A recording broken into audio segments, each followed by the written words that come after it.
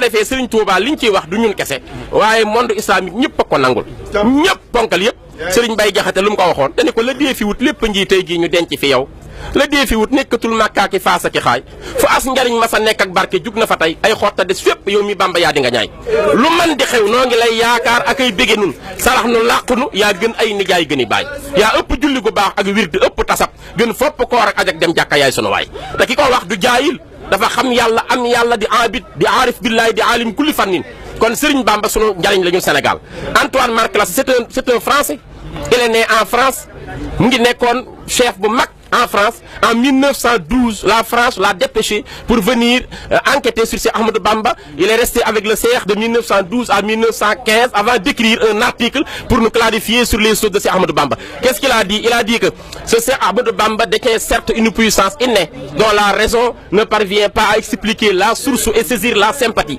La soumission des hommes envers lui est extraordinaire et leur amour pour lui les rend inconditionnels. Il semble qu'il détient un secret divin et une lumière prophétique semblable à ce que nous lisons dans l'histoire des prophètes et de leur peuple. Mais les plus injustes des hommes et les plus ignorants sont ceux qui avaient porté contre lui de fausses accusations consistant à lui prêter l'ambition du pouvoir temporel. Ce Cheikh que j'ai rencontré se distingue par une pureté de cœur, par une bonté, par une grandeur d'âme, par un amour du bien aussi bien pour l'ami que pour l'ennemi.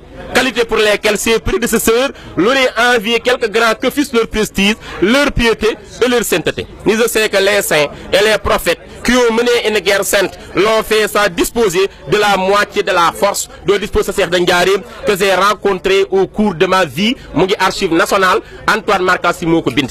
bu dee John Edward Mark Lawrence Angleterre la dëkk moo ni I bear witness that there is one God and Muhammad is his messenger.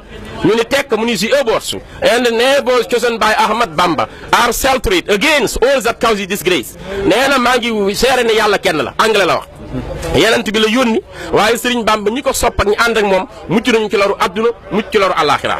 bu dee Faglieri Italie la dëkk dañu capisco molto bene la obra di religioso il uomo delle islame nessuno mai visto uno come il gran uomo delle islame ci Amadou Bamba delle Touba. dafa wax ni ñu ànd ak Serigne Touba ñëpp seen aajo faju na kenn ko mel ni moom amut. su dee espagnol la dafa wax ni ninguno ha encontrado en subida un hombre como el hombre del Islam ci Amadou Bamba es el solo sin armas con una gran fe que ha abierto todas las puertas de la felicidad para siempre. kon ñëpp xam nañ Sëñ Tuuba njaago yi sax moom laay tëjee yenn saa yi ma romb njaago mu ni ma Abdoulaye Diop Bichri ma ni ko waaw mu ni ma korom ma ni ko koroot mu ni leef ma ni uyees mu ni ma Cheikh Ahmadou Bamba acc na loole amul morom.